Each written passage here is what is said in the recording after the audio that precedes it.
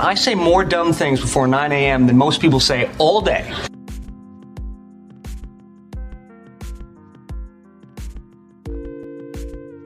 Yeah, well, you know, that's just like your opinion, man.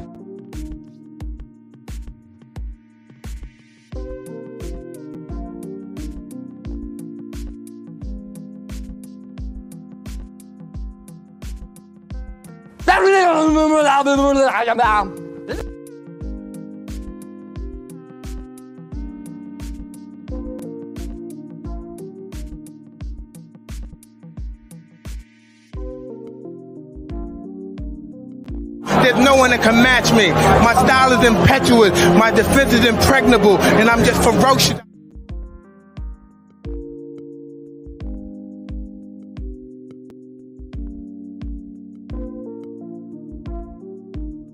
I murdered a rock, injured a stone, hospitalized a brick. I'm so mean I make medicine sick.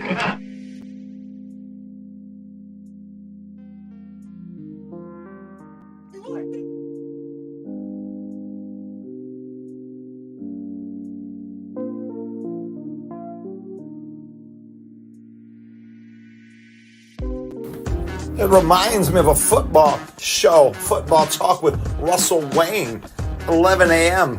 in the mornings. You should watch it because it could be good for you. It could be good for you.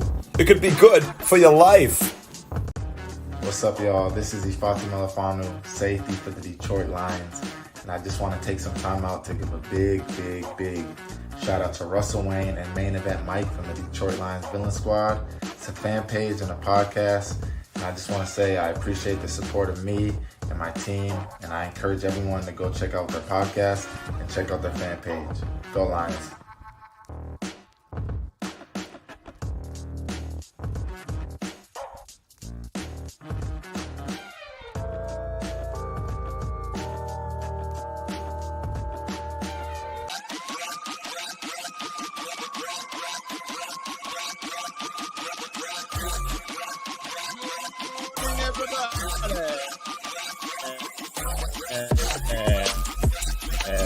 Yeah, it's Lions Talk. Let's go. Get in there.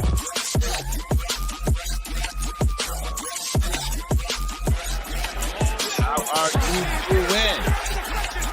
Good morning, Scotty Rico.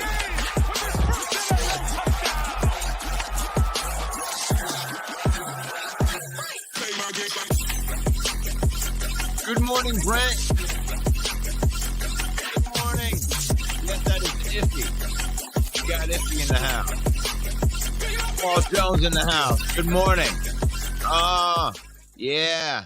Welcome one, welcome all, ladies and gentlemen. Oh man, I got the wrong one up there. Let me get this.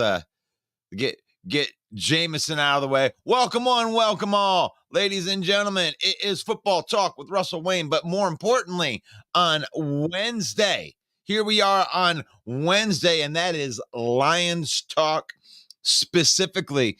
And anybody is welcome to listen to the show, but we designate our Wednesday hump day to our Detroit Lions right here, right now. We are broadcasting live into a few different places right here, so I want to throw it. We are broadcasting live into Mike the Bear fans. Congratulations on your 12-10 victory. Broadcasting live into there. We are broadcasting into the Villain Squad. We just crossed over 10,000 villains in there, and we appreciate everybody that follows the page and engages into the content that goes into the page, which is 365 days a year, by the way. We are broadcasting live into Detroit Lions news and NFC North main event right here as I welcome my co-host, Main Event Mike, to the program. Good morning. What's going on, brother? Good morning. Looking forward to a Lions review today. A Lions review. So let's you're better at the review part. You're like the play-by-play guy right there. So let's review what happened to the Lions this week, Mike. We're going to review what happened to the Lions. I was looking ahead to New Orleans. I'd like to forget this Thanksgiving's football game, actually. But yeah, Detroit Lions a tough loss Thanksgiving. We've rehashed it for a couple of days now. I've been doing some research and looking ahead to this New Orleans game, which is going to be a huge, huge road test for these Detroit Lions. And those Green Bay Packers, after their win on Thanksgiving, creeping up on us, coming up the backside. They do have the most favorable schedule of everyone in the division moving forward, it looks like. Carolina, the Giants, etc. So definitely an important game coming up for the Lions against New Orleans, against Swaggy. Jamal Williams going to play against the Lions. So it's going to be very interesting. Dan Campbell, kind of a homecoming for him and Aaron Glenn, right? Right. Alex Anzalone, who probably won't play. But we have a lot of connections to this New Orleans franchise with these brand new Lions. So it's going to be very interesting. A very crucial game, I believe. Crucial game. If you can get to 9 wins this early in the season, if you're the Lions, that bodes very well for you. If you look around the NFC, I'm just trying to emphasize the importance of this game, right? If you look around the NFC, Philadelphia and San Francisco are clearly not only the best 2 teams in the NFC, probably the best 2 teams in the entire NFL.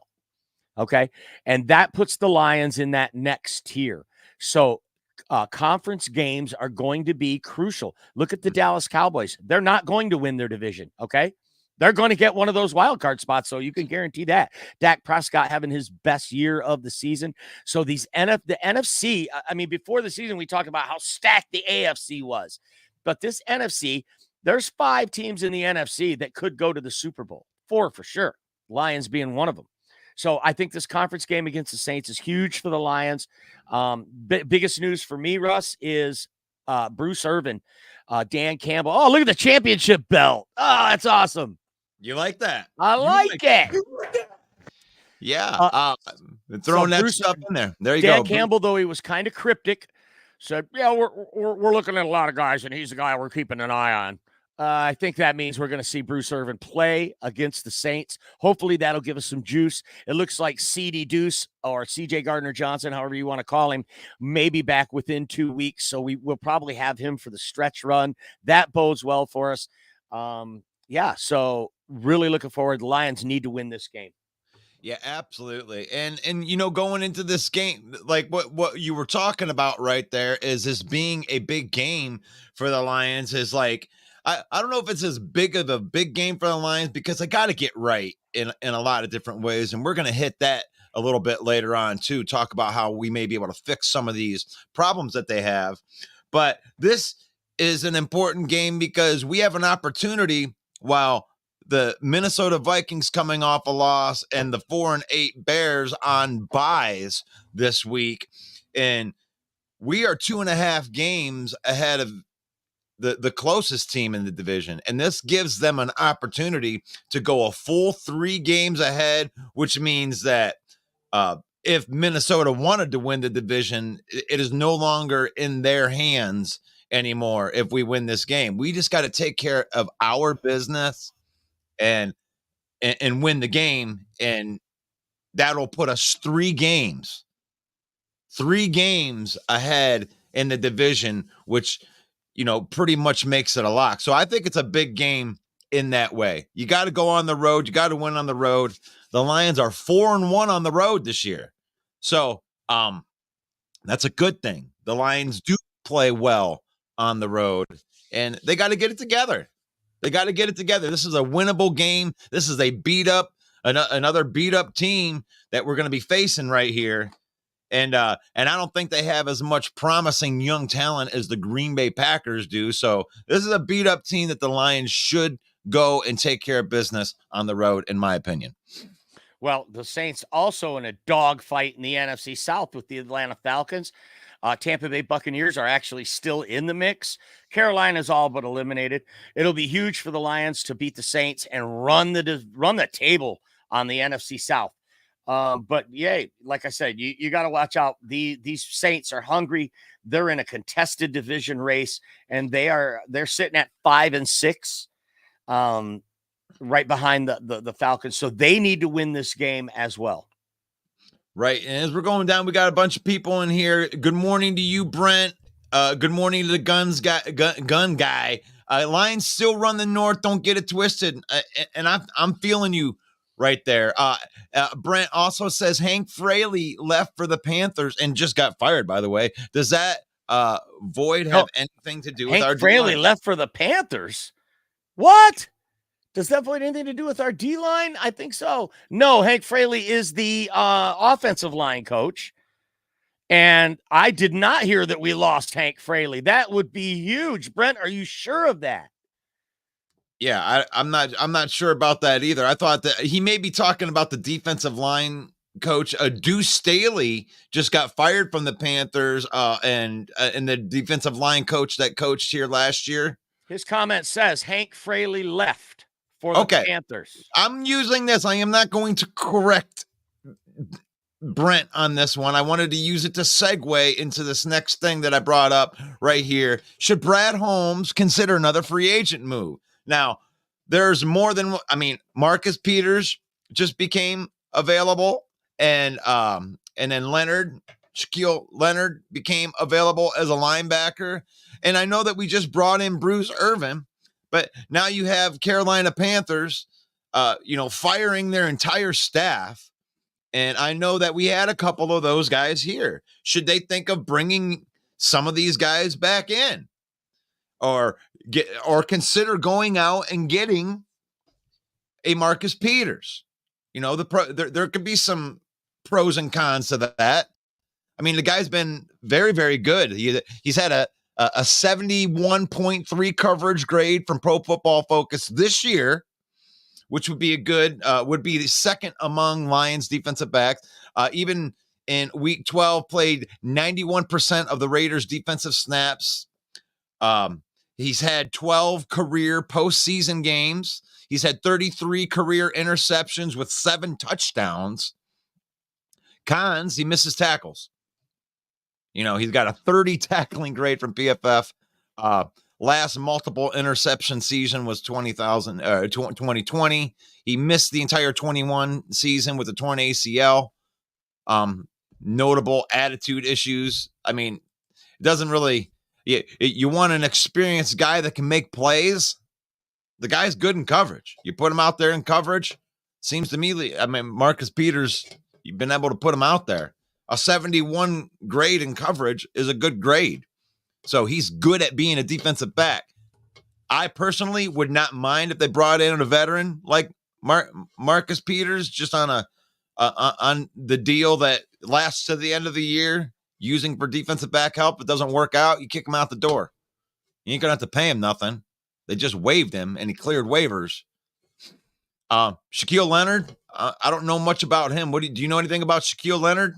Linebacker? I know that he had a very successful visit with the Dallas Cowboys, and he's meeting today with the Philadelphia Eagles.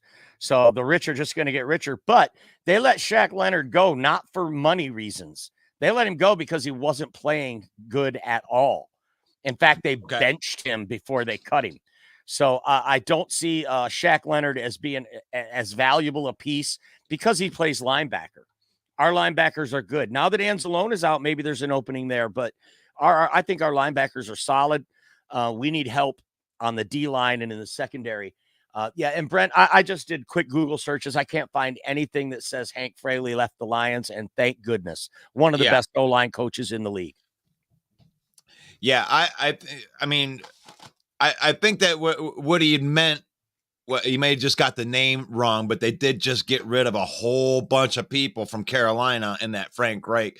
And I know that a couple of those people were on the roster or were in the camp last year. Right. Todd Wash, the defensive line coach, and Deuce Staley. That's who I think he may be meaning. And Deuce Staley played or coached for the Lions last year. They also got rid of Josh McCown, the quarterback's coach. Deuce Staley was assistant head coach to Frank Reich, who was let go.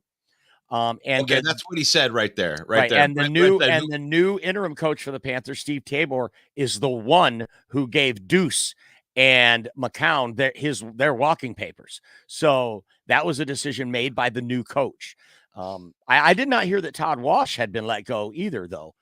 from Carolina. So They let go like 13 people from. I mean, that was that was a grenade going off. Yeah, in he the, wasn't in the a big locker enough room. name, right? He wasn't a big enough name. Like Deuce Staley and Josh McCown, former players and high-profile coaches. A D-line coach named Todd Wash. That's not newsworthy, I guess, headline worthy. So maybe that's why. No, but he may make a difference because he did have our defensive line with Kaminsky and some of these other side players that we had felt good about going into this year. He was getting production out of those players last year. So if they were to bring in a Todd Wash, that I think that would I think that might help. I mean, obviously he's not going to be the defensive line's coach, but he may be able to come in as an assistant and help out whatever we have. And I actually like that move. I think that would be a great move for because it doesn't cost anything against the cap. You can just throw him some dough and he can come in and help. And he's coached all of these guys from last year. So, but thanks for the comment, Brent. And we want to know what you guys think out there. Like, I want to change this up. Mike and I were talking about this today, was like, we want to have our show be more directed and have these comments right here. And I want to know what you think. I mean, is it Ndamukong Suh? I mean, I know that we don't like that move, Mike or myself, bringing him in, but what do you think? I mean, we need help.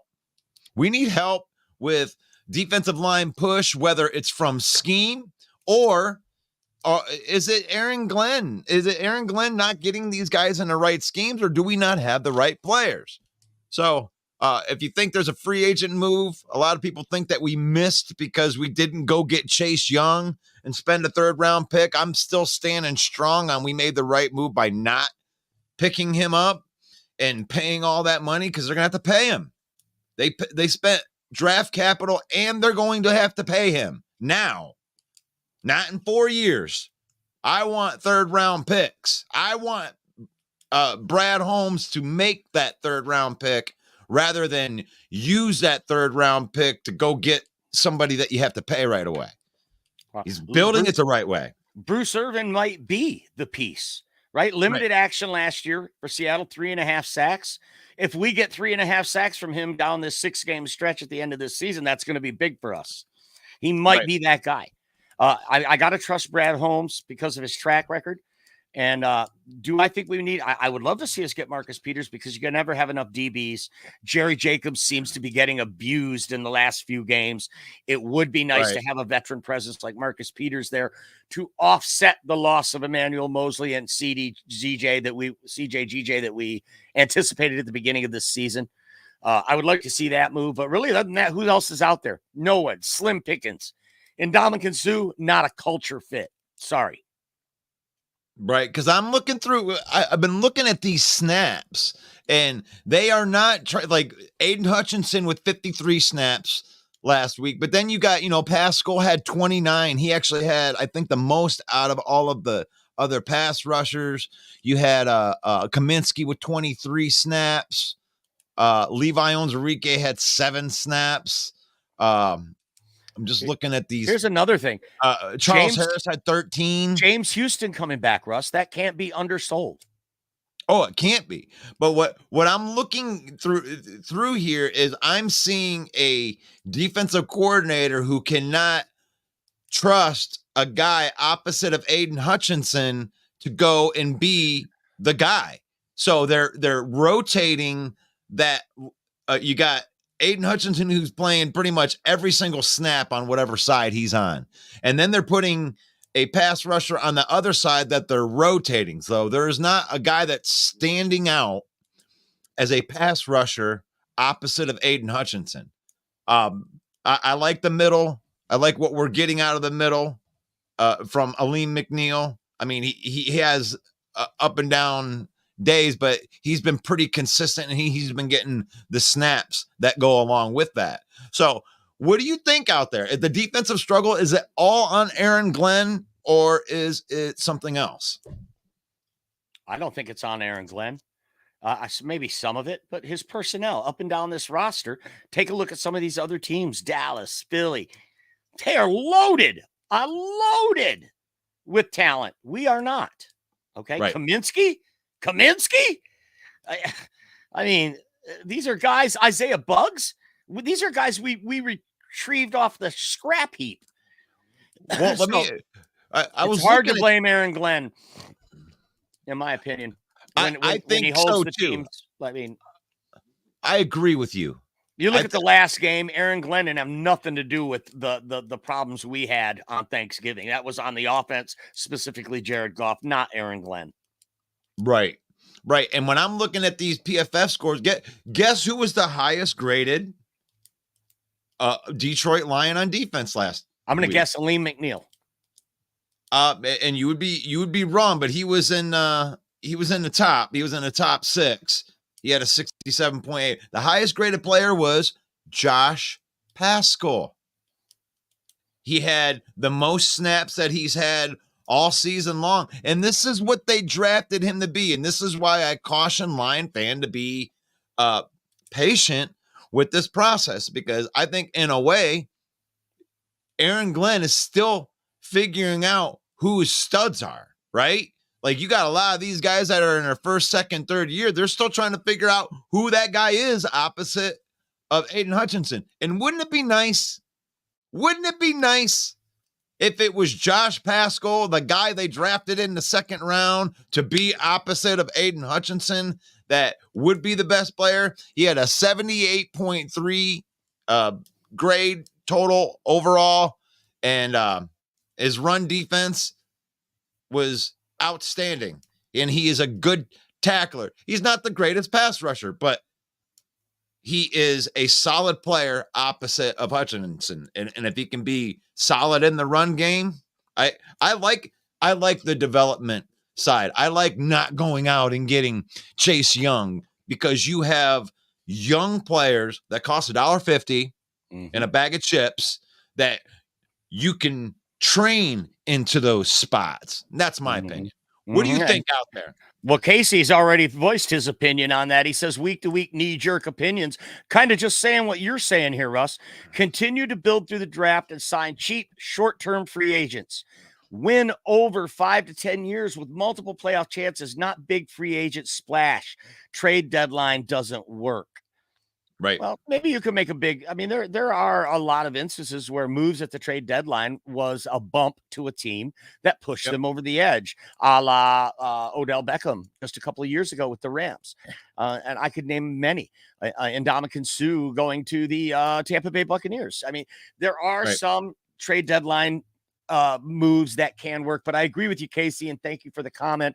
This is what Brad Holmes has done. He stopped the bleeding in Detroit, stopped overpaying for mid-talent free agents, right? Build through the draft and sign cheap, short-term, one-year deals. Brad Holmes is the master of the one-year deal. So great call out, Casey. Appreciate the comment. And you know what? And I have and this is a bold take, because I've been trying to think of how Brad Holmes is going to move forward now, since there isn't as many holes, on the team. What you need is super stud impact players from here on out when you're drafting, right? So instead of them going out and getting these proven commodities, whatever, your Chase Youngs and your Montez Sweat, I think what they'll do is they'll take their 30th pick overall, or however we finish next year, package it with something, and they'll get back into the top 10 again, and they're going to get an impact player next year. That's going to be my bold take. I think Brad Holmes is going to trade up and get a stud player from next year, because everybody's going to be going quarterback happy, and he's going to have an opportunity to get a player that's not a quarterback and be the best player at his position, because we're building through the draft. And wouldn't it be ironic if he used a 3rd round pick to do that, and to move up and to get a drafted player on a rookie deal that impacts the team? Russ, are you in the comments? Are you in here? Is this you right here? Because these people are echoing everything that you said this whole week, right?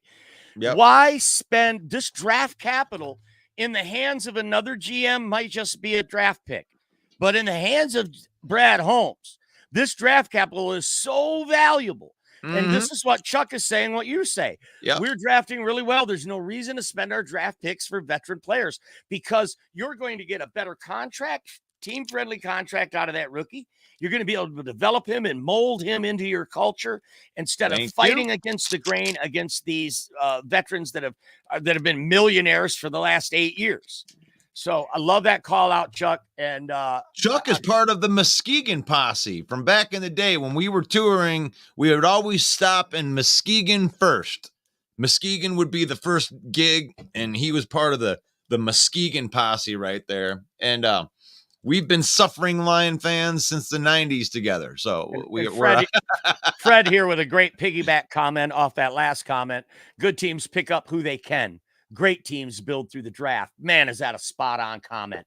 Yep. Spot on. How many times have we seen, like, especially in basketball, where they'll go out and get all these old stars and try to put them all together? It never works.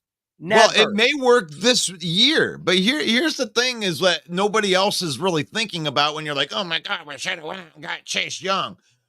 What is going to happen? I mean, they may win this year by making that move, and kudos to the San Francisco 49ers for doing that. But next year's going to come, and there's zero chance that you're going to be able to sustain paying Nick Bosa and Chase Young on that roster going forward. So yes, you pulled a Minnesota Viking-esque kind of move here. We're going all in. We're going to win the Super Bowl this year. And if it works, kudos to you guys. But that ain't us. We got a bunch of studs that are young, that like Brad Holmes and Dan Campbell are fist bumping in the background going, man, we got a bunch of young players here on rookie deals. We're going to compete for the next 3 years. Don't trade the draft picks away. Keep building. Keep building. You're doing good. This isn't same old Lions. We started 8-2.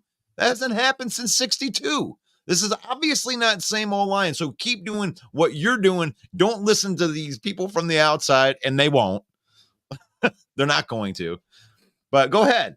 A-Dub in the house. The best Green Bay Packer fan on planet Earth. Says drafting and developing goes a long way for many teams.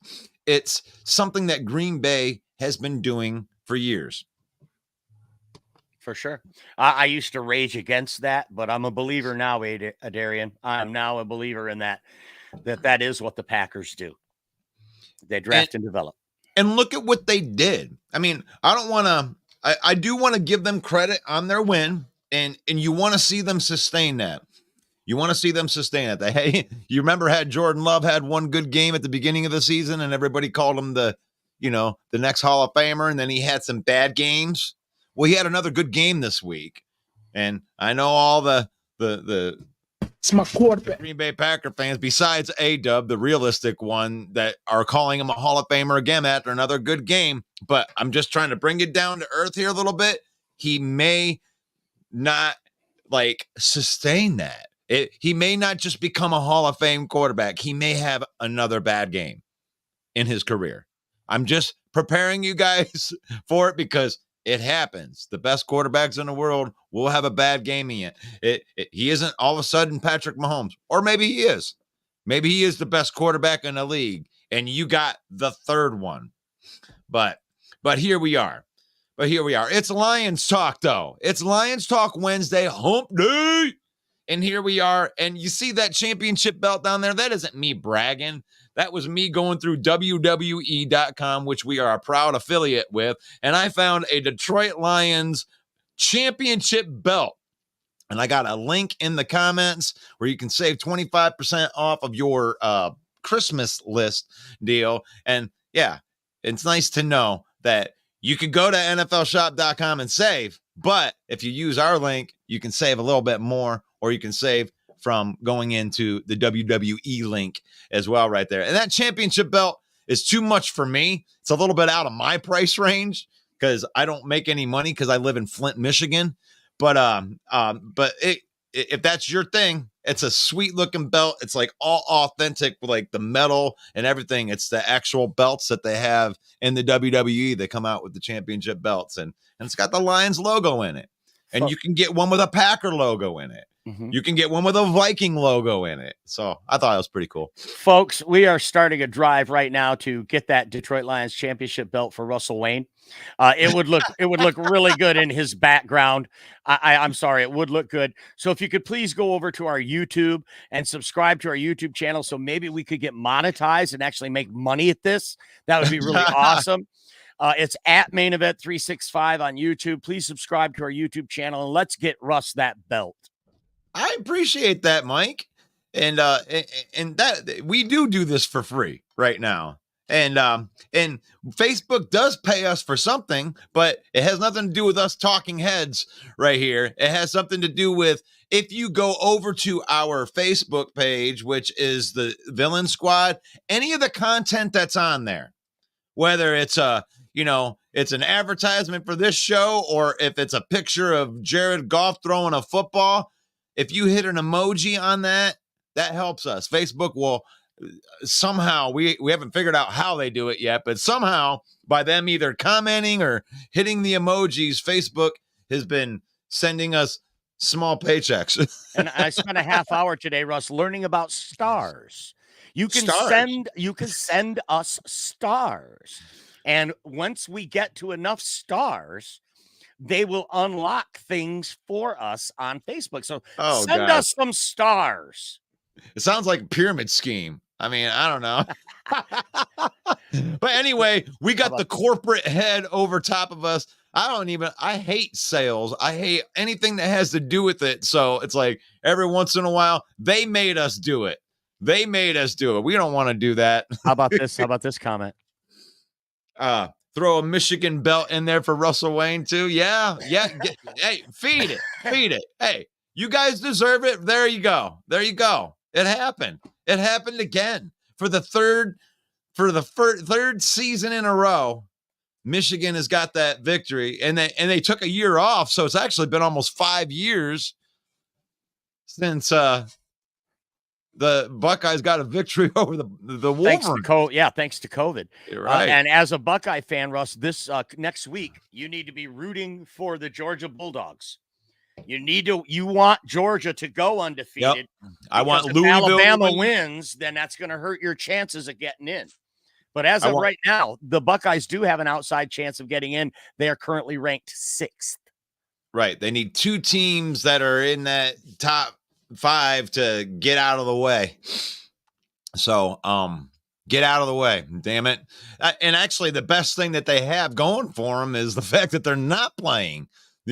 All the other teams in their championship games can lose. Like, hey, Russ, can you help Christian with this comment? I tried to find our YouTube. Oh, let's see. Let me get luck. Why don't you put that link in the comments? Yeah. I'm going to put the link in the comments because it's not Villain Squad for the YouTube. It's Main Event 365. And that's actually, MANE, Main Event. Well, what I put into the comments is the actual stream that you're watching right now, the YouTube version of it.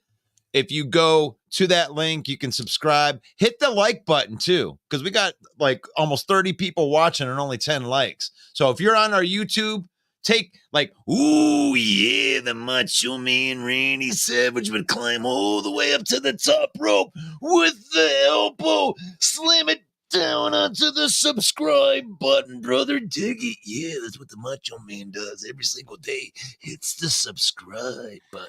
See, no one deserves that belt more than you. Just for that impression alone. That's right. Look at Fred's comment. He says, start a Patreon. I'd pay to support the show.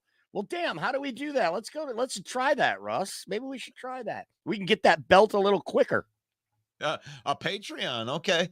We do have a Patreon, but we did, but I kept on throwing it out there. I felt like it was like begging for money. I don't want to beg people for money, but I guess that is true. If you guys would support it, like, I guess if you don't ask, you won't get it. It's MANE, Christian, Maine, like Lions, Maine.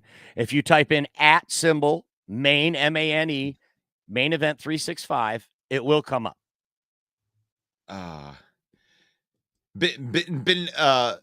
Well, I know what your opinion is on AG, Jeremy. You haven't apologized for your opinion on AG, and you don't have to. I understand exactly where you're at on AG right there. He's I mean, really, you look at what he's done, and I can't disagree with Jeremy B when it comes to AG. It hasn't shown up. I mean, you can blame it on what this or that or whatever it is, but he's not getting it done by the numbers standpoint.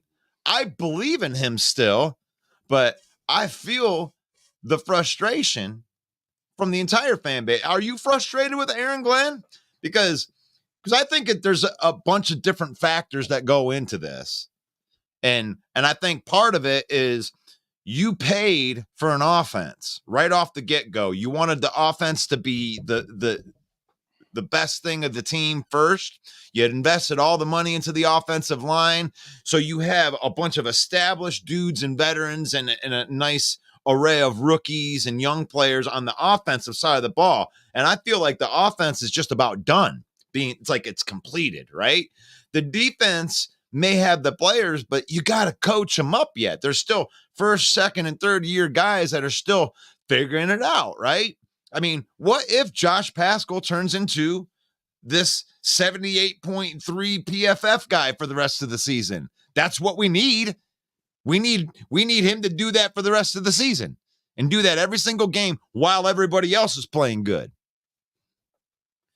But yeah, this is going to be this is going to be a hard stop today, Mike, on this because I'm by myself again.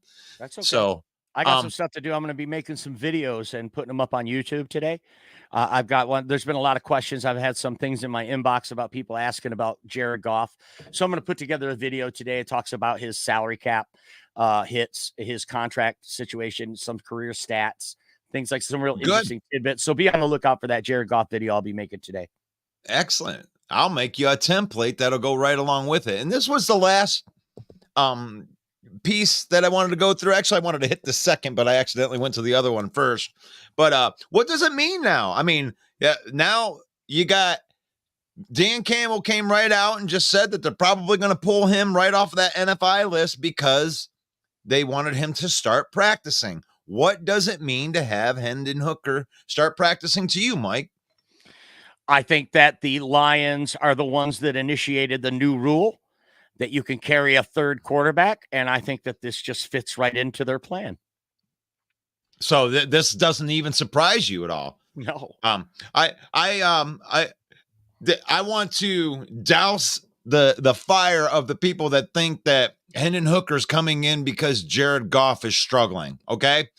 It's my quarterback. That is the furthest thing from anything. That is not the truth. You are making stuff up in your head, trying to do things in your head. That is not the reason that they're doing it. For one, you have Teddy Bridgewater. So even if Hendon Hooker is practicing, he hasn't taken over the number 2 spot yet, which means that Jared Goff, if he was even thinking about making a change at quarterback, it wouldn't be to Hendon Hooker.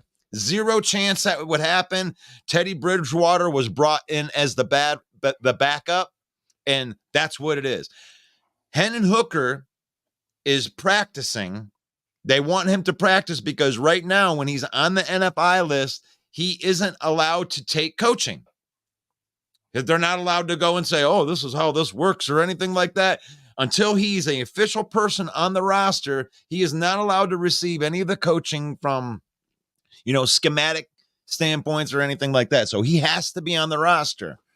So I think that this is like him starting his training camp, so to speak. I don't think that Hendon Hooker is going to take a meaningful snap for the Detroit Lions in 2023.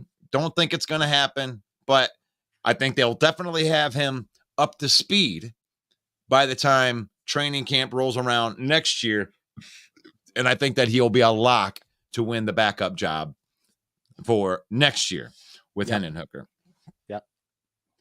So that covers that. Baby steps right there. Yep. He needs to learn how to run the offense. So he's been available in the meetings. He's allowed to watch them, watch tape and stuff like that, but he's not allowed to, like, this is how you take your 2-step drop, take the deep coaching. And I don't know what that means, that he can be part of he's allowed to go through the walkthroughs, but he's not allowed to take the deep coaching, the fundamental stuff, right?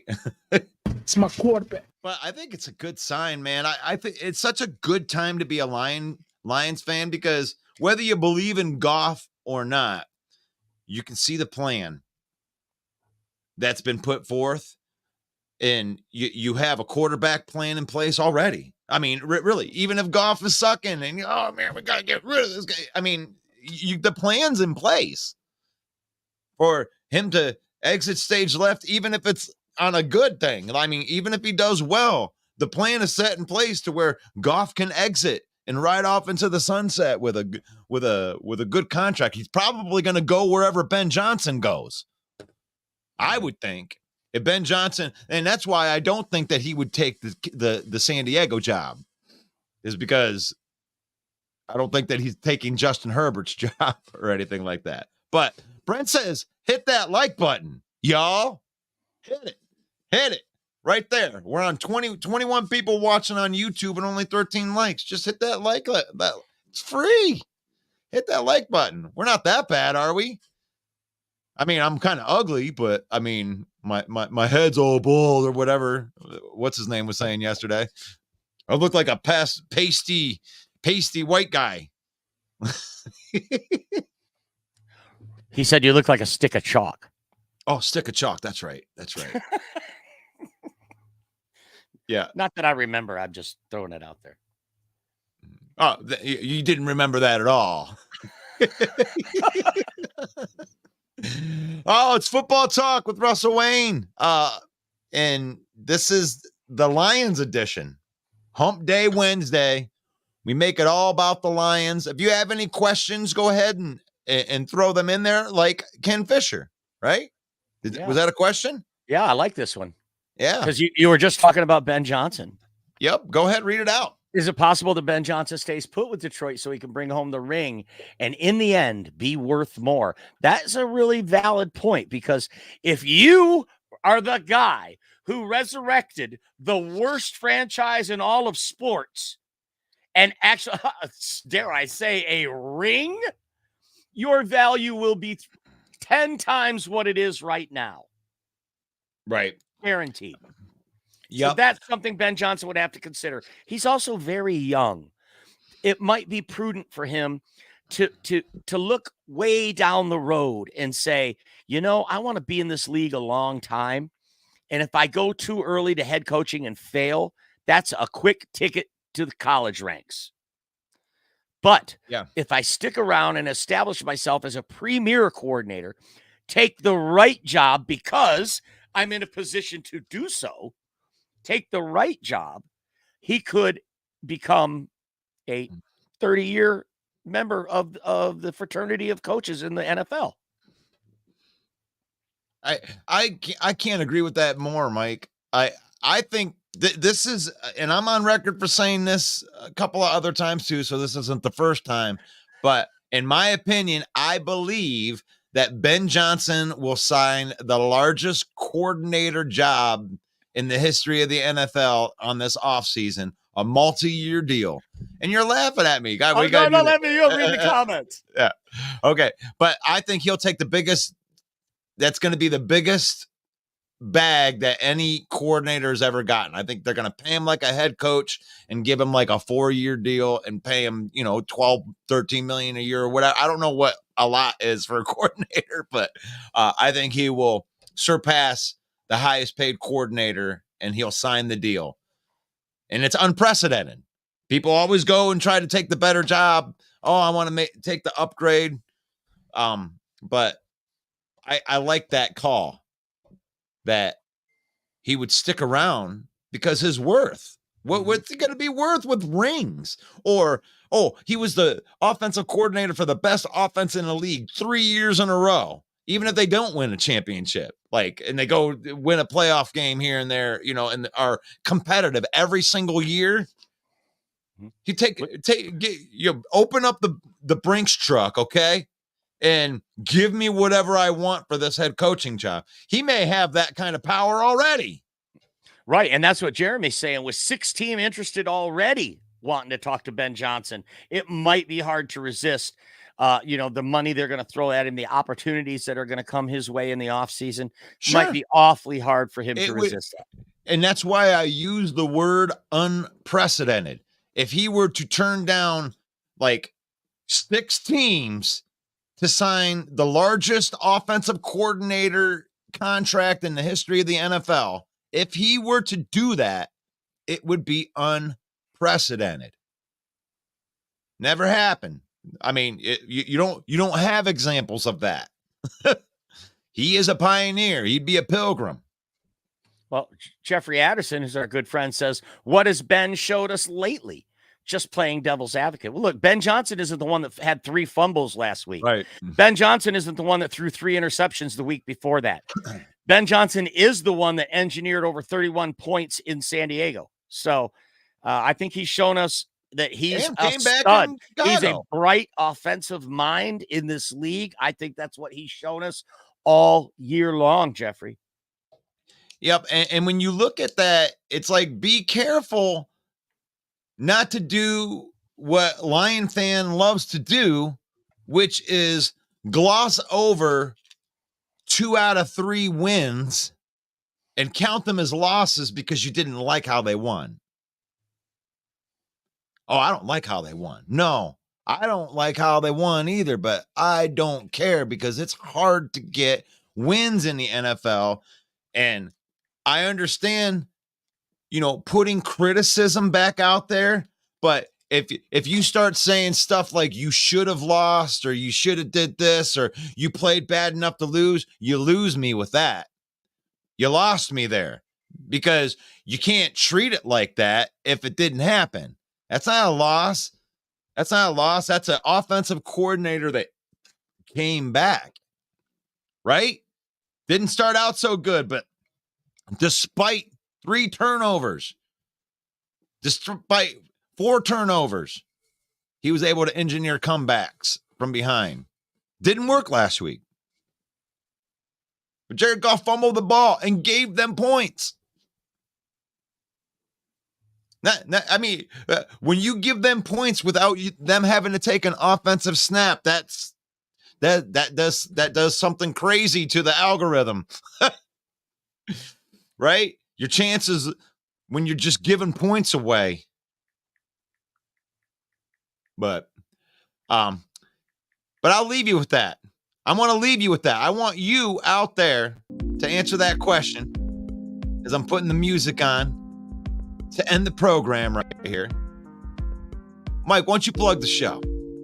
Every Monday night at 7 p.m. Eastern Time, it's the NFC North Open Mic, hosted by yours truly. We have all 4 fan bases in there, talking smack, talking football, deep dive analysis, a little lighthearted humor as well. Join us, won't you? And this is NFC North Talk, specifically Lions Talk with your host, Russell Wayne. And this is an every Wednesday thing, even though we're here every morning at 11 a.m. doing football talk, specific Lions talk every Wednesday at 11 a.m. We appreciate you guys. We're going to do better making little nice graphics like this so we can point our topics. And I want your guys' input. I listen to Mike's opinion every day. I already know how Mike feels about all this stuff. He knows how I feel about all this stuff. We want to know how you feel about all of this stuff right here. And I hate being a salesperson, but we are affiliates with the NFL shop.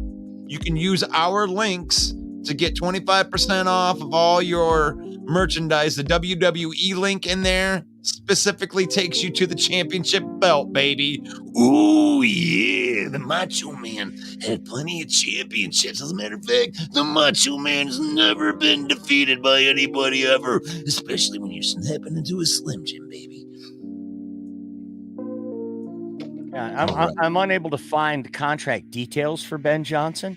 I think that's one of those things. His contract last year was completely unknown. No one knows what he was getting paid last year. All they announced is that he got a very handsome raise. Jeremy Ballreich, writer for the South Florida Tribune, says in our comments that he's the highest paid OC in the league. Generally, I trust what Jeremy tells me, but I'm unable to verify that. And it wouldn't surprise me because I mean they gave him a bag afterwards right there. Jeffrey says, don't misunderstand what I'm saying. I'm a huge advocate for the team, and Ben, I'm just not sold on him being the best yet. And that's fair. That's fair. I mean, I don't know if he's the best yet. That could be Dan Campbell calling these plays half of it. Like, I mean, I think Ben Johnson and Dan Campbell are in this together, which is probably one of the reasons why he didn't take the job, because maybe Dan Campbell's making him look a little more ready than he actually is. So I agree with you, Jeff. I mean, you have every right to be skeptical of this. He's got to show up for a little bit longer of a time, which is a reason why I think that he'll sign a big deal with us. I won't believe that he would leave until he does, you know? Detroit Lions favored by 4 points, the opening line against the Saints. Detroit -4, Russ. How you like that? On the road, I hate the bet. I hate it from a betting standpoint, but it's an awful lot of respect on the road. Kansas City in Green Bay. Green Bay is +6.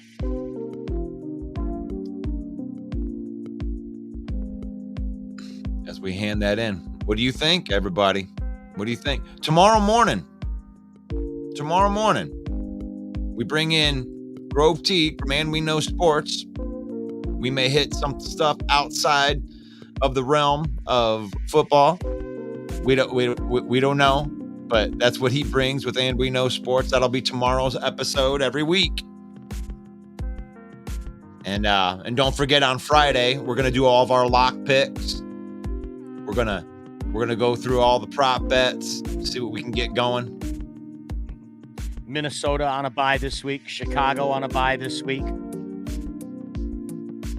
So it's kind of boring for our NFC North talk for a week. Lions with a good chance here to move 3 full games ahead in the division. And nothing that Green Bay can do can change that. They can get right there and stay at pace if they can beat the Kansas City Chiefs. They'll have to do it without Alex Anzalone. That's going to be interesting. Ooh. Derek Barnes and Jack Campbell, Rodrigo, right? Maybe even Jalen Reeves-Maybin. We might see in there playing linebacker with Anzalone out. Here's a question for you, Mike. Just throwing this in the background here, and then I'm going to go check for the bus while you're still talking. If you want to jump off, that's cool. But Jack Campbell.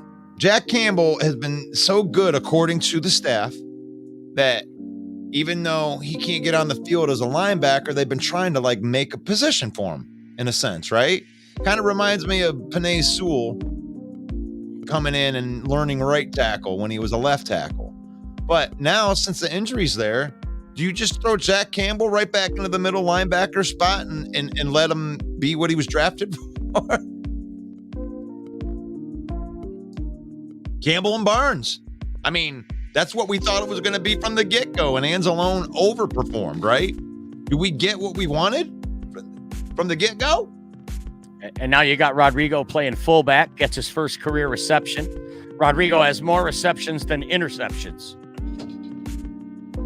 Detroit Flex, does the Saints game worry you? Yeah, it does. It worries me because it's an NFC game on the road and we're not playing well. So, yeah, it does worry me. And Jeremy's response, the top 3 wide receivers are out. Michael Thomas on IR, Chris Olave with a concussion. Alvin Kamara worries me. Okay, he's very hard to stop in the pass game and the run game. And the Lions have to be very careful going down into New Orleans. No. Oh, you're still there. Oh, there you are. Because the American dream dusty rolls down from the New Orleans Saints playing in the Superdome. Woo! Yeah, the Cajun. Gonna go down and get some of that. I'm the American dream. Dusty Rose. Just a common man. Working as hard as I can. The American dream, Dusty Rhodes. Gonna get some of that Cajun cooking down in the Superdome. I love this comment from Ken. Carr having a terrible year. Guess what, Ken? No, he's not. He's having his usual year. The guy's trash. He's a backup quarterback. Russ, how long have I been saying Derek Carr is trash? Like 3 years now. This guy's a bum. I don't understand why New Orleans gave him all that money. He's a bum. He's having a typical Derek Carr year.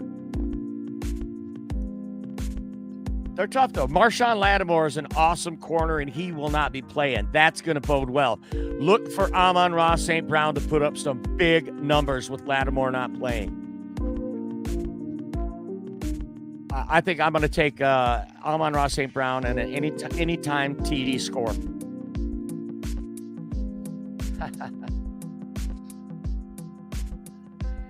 Eddie and his hombres says going to be hard to stop Hill. I'm assuming you're talking about Taysom Hill. Going to be hard to stop him. Yeah, I'm a Taysom Hill fan as of this year. Incredible what that guy does. Throws touchdowns, runs for touchdowns, catches touchdowns. He's like Jim Thorpe. I mean, that's pretty awesome. And the Lions struggle. And this current version of the Lions struggle against tight ends. So that might be a great call out, Eddie. Thank you.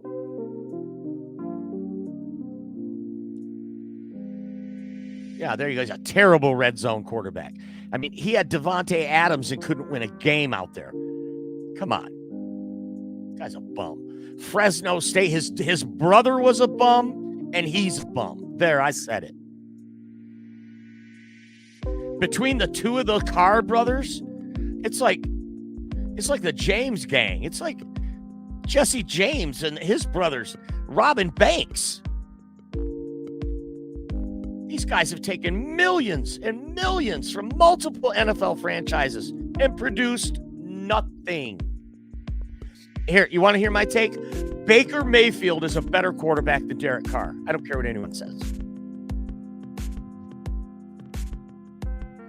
Let's get this NFC South. Yeah, let's run the table on them. And then the next week, we beat Denver and we run the table on the AFC West as well.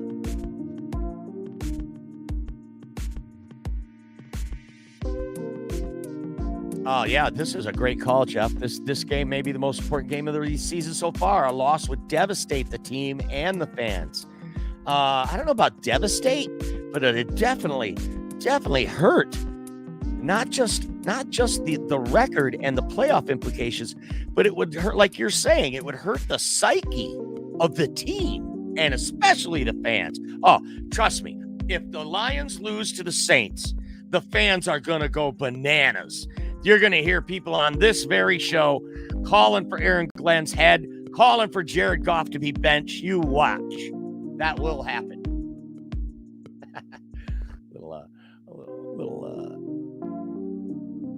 Our running back should have a good game. Yeah, both of them. Yeah, so, yeah, there it is. You're watching Football Talk with Russell Wayne. This show airs every weekday morning at 11 a.m.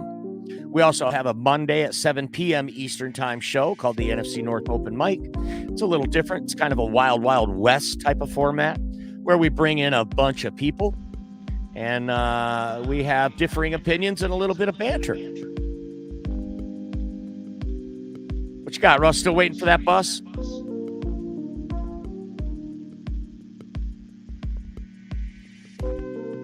Paul says, since week 6 of last year, every time the Lions lose a game, they follow up with a 3-game winning streak. Well, that sounds good to me. They beat the Chargers, they barely beat the Bears, and then they get smoked on Thanksgiving. Yeah, we need to win this game, guys.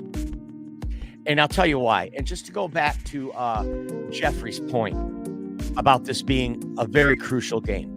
even though we won that game against the Bears, we won that game against the Chargers, to some fans, they act like we lost those games. To them, it feels like we're on a 3-game skid. Okay? So if they lose to the Saints, their heads are going to explode. Those fans are not going to be able to take that well. Definitely a must-win, Paul. I agree with that now that I'm back downstairs. Can you hear me? I can hear you. All right. So just got my boy off the bus, and I'm just listening to you, and this is a must-win for the Lions because these are the games that they should win, right? Like these aren't.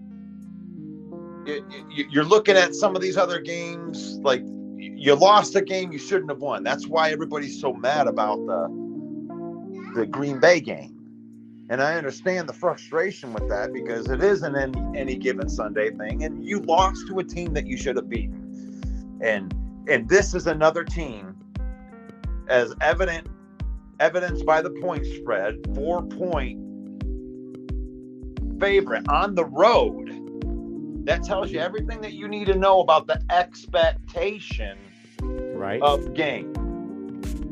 Right. So comment from Eddie says we need to beat a team of this caliber and beat them soundly. Well, that's exactly what we said about Green Bay last week. On paper, this team shouldn't even be able to hang with us. Actually, I think the Saints look better on paper than the Green Bay Packers do. So you can't come out. I know it was a short week. That was a devastating loss for me personally to lose that game on Thanksgiving to that team, quote unquote, to quote Aaron Rodgers, that team. Right. I had run the Packers through the mud all season long, telling them their team sucks. I even wrote a song about how their team sucks. Well, their team still sucks. And then they come out and beat us. And they beat us. They beat us, and for a week we're not really allowed to say that. We can't say they suck. They did beat us, but they did beat us to go to 5-6, Mike. So for you to go, you don't have to backtrack and say you had no right to say that. The team was 4-6 going into this game, and they upset us to move to 5-6. So, I mean, if that roles were reversed, and you're talking to a Packer fan, and we were 4-6, and they were 8-2, and we beat them, what would their response be?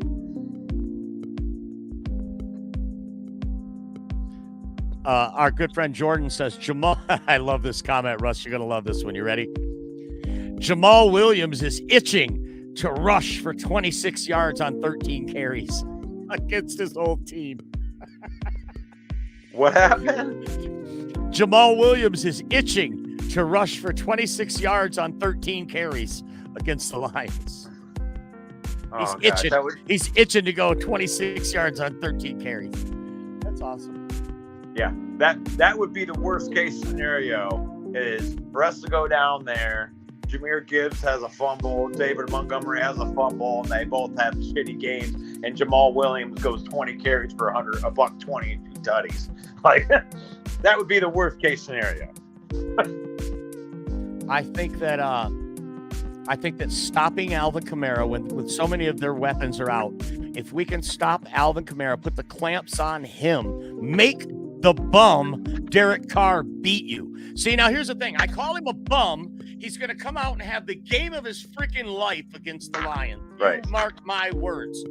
This is what happened. Last week, I bet $20 that Kyron Williams would get under 60 yards because he hadn't played in 5 weeks. He ends up being the leading rusher in the entire league. Oh, well, then go bet the over on Jamal Williams and then save us. I should bet Derek Carr. Bet the over on Jamal Williams and Derek Carr, and they'll both have piss poor games. You'll be out $10, but we'll win.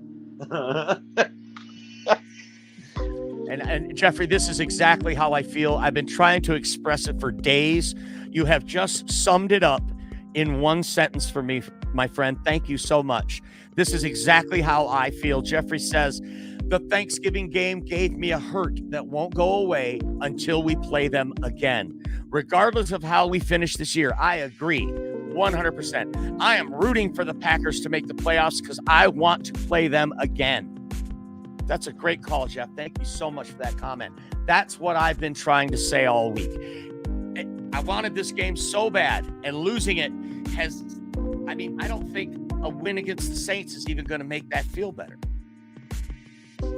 A playoff-less Green Bay team and us winning the division will cure that.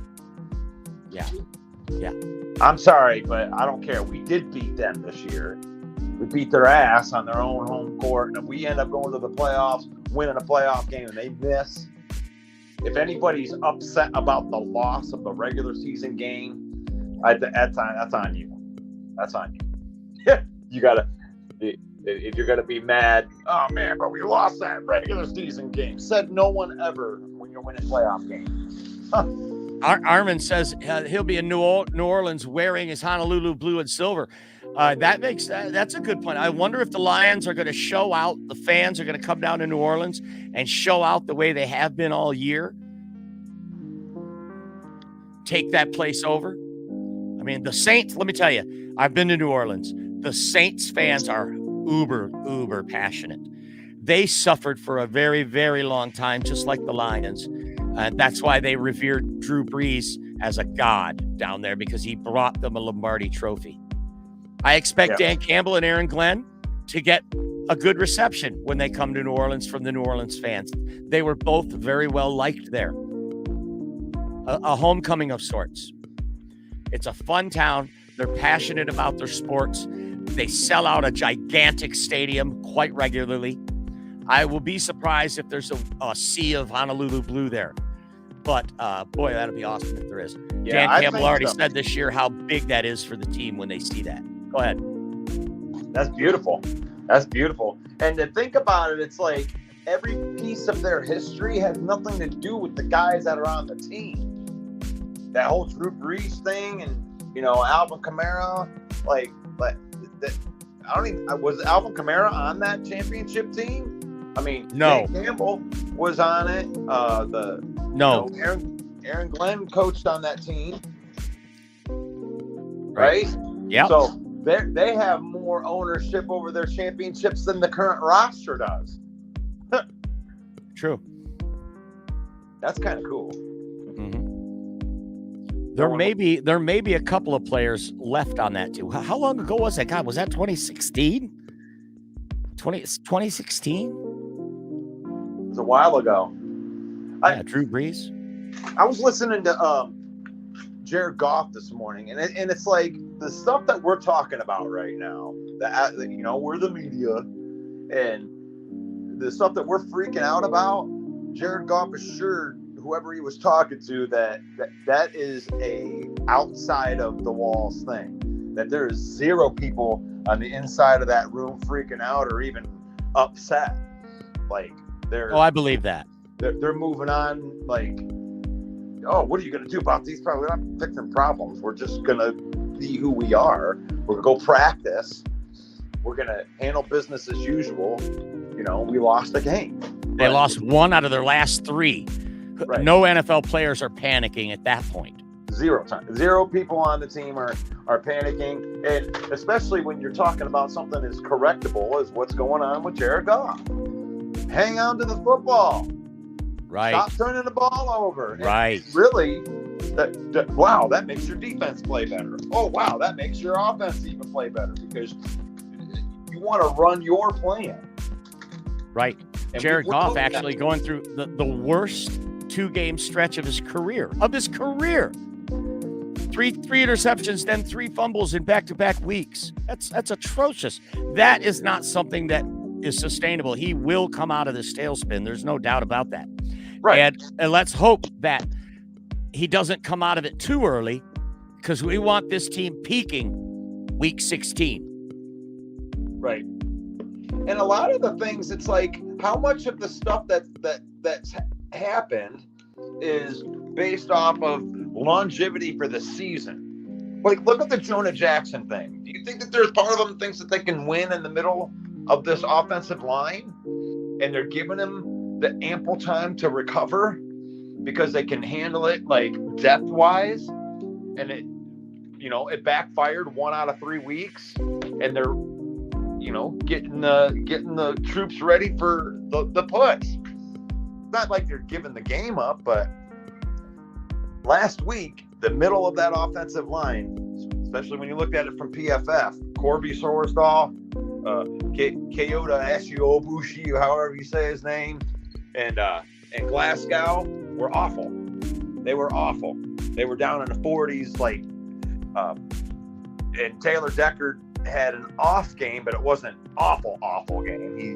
But Penei Sewell was the only good offensive lineman on our team last week. Yeah, and Frank Ragnow's hurting. He's banged up, right?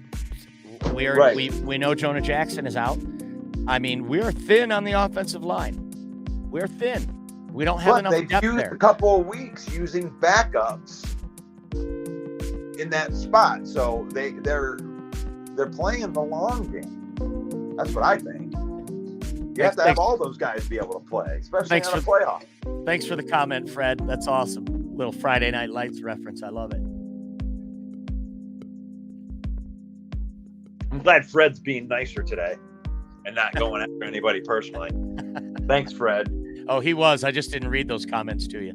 Oh, he didn't? Well, that's weak anyway. If you're going after somebody personally, this is a football. I mean, there's plenty of football things to make fun of people on. He just thinks you looked better in that maize and blue sweatshirt. That's all. Oh, well, he has the right to be wrong. You're entitled to your wrong opinion. Or at least your bad one. And that's what we thrive on here. The Main Event 365 and the Villain Squad is our bad opinions, because most of them are wrong. Thanks, Jeremy, for noticing my slick 99 jersey I've got here that I got from the NFL Shop link, which is actually on our page today. It's on our link. It's in the description of this show, actually. The link to NFL Shop. We are an official affiliate marketing partner of NFL Shop. If you use our link, you'll get 25% off. I was actually able to get 30% off this jersey because there was another promo code that I was able to enter once I got on the site, and I got 30% off.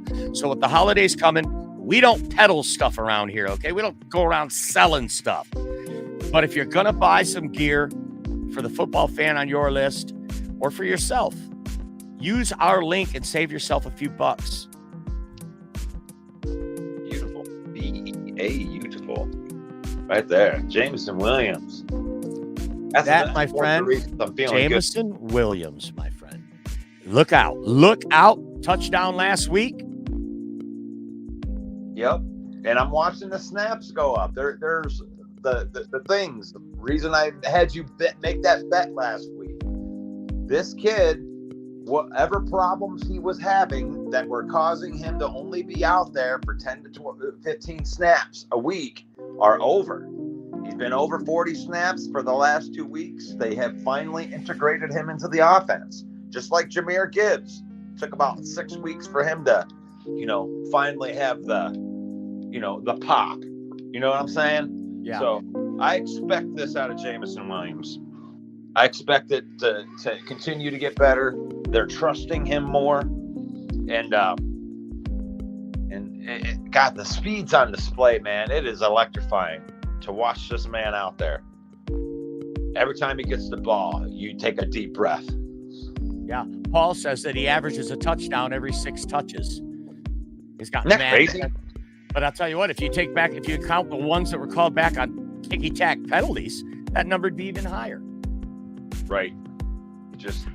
He's a big play waiting to happen. And you can see the effect that he has when he goes out there, Mike. It's crazy. He gets out there, you got to back up. If you don't back up, they're going to take a shot because nobody can run with it. This is an explosive offense for the Lions, but the offensive line does worry me a bit. We saw Dan Skipper get banged up pretty good in the game last week. We know Jonah Jackson's out. Frank Ragnow banged up. They say that Taylor Decker's been playing hurt all year. and that's a good defensive line there for the New Orleans Saints. Yeah, and rookie Colby Sorsdahl struggled in his first start so much that they benched him. Right. So, it's hard to fault him. He's a rookie, a late round draft pick from an Ivy League school. So we're not really, the expectations aren't that big. But he's definitely not the answer to our woes. Right. And they have a couple other moves that they've made where they can try other guys in that depth spot. So I'll see. We'll see. But I don't think they're as down on Sorsdahl because he's had some flashes of goodness too in his play. Mm-hmm. He just did not have a good game against stuff. I mean, Green Bay Packers had a lot of injuries, but not on the defensive line in the linebacking core. I mean, I know Campbell was out, but... And Quay Walker missed a couple of games as well, but he was in for Detroit. Right. So their front seven was relatively healthy, and they feasted. They feasted. Yep. Right in the middle of that line. I mean, Glasgow didn't have a good game either. And the only person that came in decent relief was Dan Skipper. Who was cut in training camp. Right. Oh, so what about Alsawasa Wusawaka? He was awful too. I mean, they're like, you brought in Oscar Wukawaka and he didn't do we gotta come up with these names, man. We know Vitai's gone. So, our offensive line is in trouble. We've got some trouble. This is not a championship offensive line right now. No, you gotta get through the health parts and then get into December and make the push and be healthy at the right time. I would rather them struggle through these next couple games and get healthy for real and then make a real push. You know what I'm saying? Right. You are watching Football Talk with Russell Wayne. Be sure to follow us on Lions Villain Squad on Facebook at Main Event 365. There was some confusion. That's MANE, like Lions Main at Main Event 365 on YouTube. And like our content, man. Go over there and click a like, make a comment on something. Social media, be social. You ready to send them off? I am ready to send them off, and we'll see. I'll personally see them all again tomorrow morning, though. Thanks, everyone, for watching. Main Event Mike for Russell Wayne. We're signing off. Have a blessed day. God bless you. It reminds me of a football show, Football Talk with Russell Wayne, 11 a.m. in the mornings. You should watch it because it could be good for you. It could be good for you. It could be good for your life. What's up, y'all? This is Ifati Malafanu, safety for the Detroit Lions. And I just want to take some time out to give a big shout out to Russell Wayne and Main Event Mike from the Detroit Lions Villain Squad. It's a fan page and a podcast. And I just want to say I appreciate the support of me and my team. And I encourage everyone to go check out their podcast and check out their fan page. Go Lions.